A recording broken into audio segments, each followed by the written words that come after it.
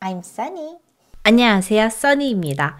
오늘은 성공적인 결혼 준비를 위해서 우리가 꼭 알아야 되고 해야 되는 핵심적인 두 가지를 말씀을 드리려고 합니다. 첫 번째가 뭐냐면 예비 배우자와 전략을 짜라입니다. 그리고 예비 배우자와 한편이라는 거를 명심해야 돼요. 그러니까 두 분이서 먼저 얘기를 하는 거예요. 우리 결혼할 거야. 물론 양가 부모님이 먼저 결혼하라고 하실 수도 있지만 두 분이서 먼저 대화를 하는 거예요. 여자분 같은 경우엔 난 이런 결혼식을 하고 싶어 도 있을 수 있고, 뭐 신혼집은 어떻게 시작하자라는 약간 구체적인 것들이 있을 수 있잖아요.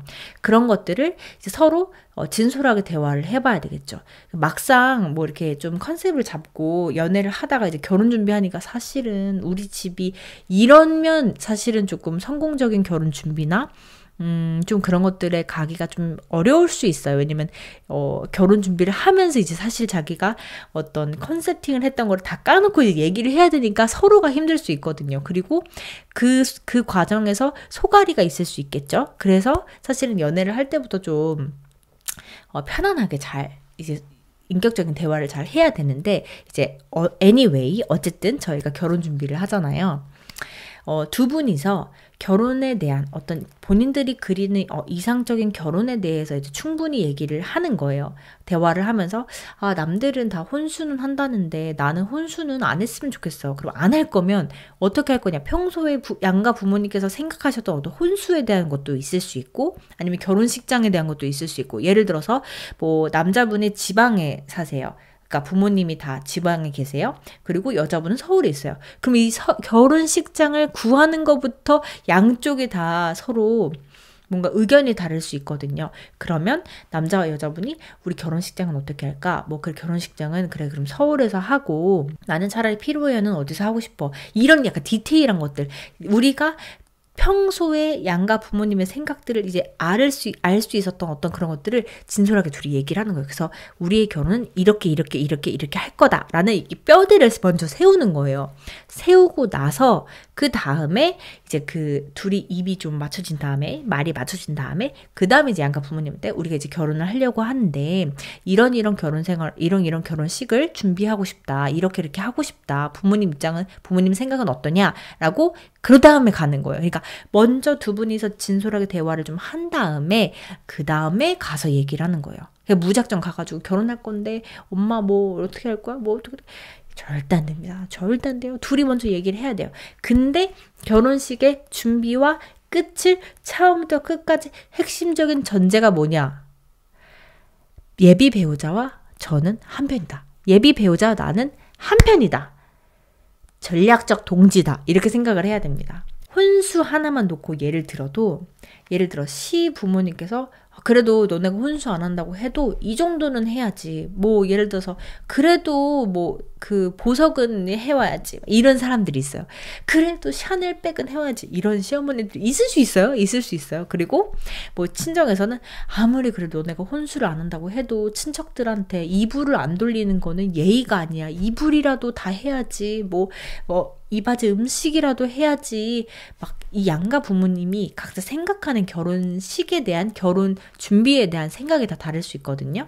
그렇기 때문에 중요한 건 이쪽 부모님의 생각과 이쪽 부모님의 생각들을 둘이 받아와서 그러니까 둘이 한편으로 전략을 짜야지 니네 엄마는 어쩌고 우리 엄마는 어쩌고 절대 안 됩니다. 절대 안 됩니다. 또 두 번째로 중요한 건 결혼식 준비의 또 핵심은 소통입니다. 그러니까 둘만 소통이 된다고 중요한 게 아니에요. 이 결혼식이라는 건 6명의 소통이 중요합니다. 물론 이제 양가 부모님 중에 뭐 한 분만 계실 수도 있고 안 계실 수도 있지만 어찌 됐든 간에 두 집안이 만나는 행사이기 때문에 이 두 분, 양가 부모님도 이 행사의 주최자란 말이에요. 왜냐면 양가 부모님의 지인들이 안 오실 수 없잖아요. 다 오실 거고 친척분들 오실 거고 그렇기 때문에 6명의 소통이다. 그러니까 이 6명의 소통을 정말 지혜롭게 잘해야 되는 거예요. 꼭 깨지는 거 보면 니네 엄마가 어쩌고 너는 각 집안 싸움 되거든요. 그렇기 때문에 꼭 두 분이서 전략적 동지가 되고 어떻게 할지 명확한 생각을 딱 가지고 양가 부모님한테 말을 했어요. 그럼 양가 부모님이 서로도 생각했을 거 아니에요. 이렇게 난 이렇게 하고 싶다. 우리가 지금 돈은 얼마고 이렇게 이런 것들이 있을 거예요. 그러면 이 이야기를 가지고 와요. 그래서 두 분이서 대화를 해요. 지금 우리 엄마 아빠 상황은 이렇대.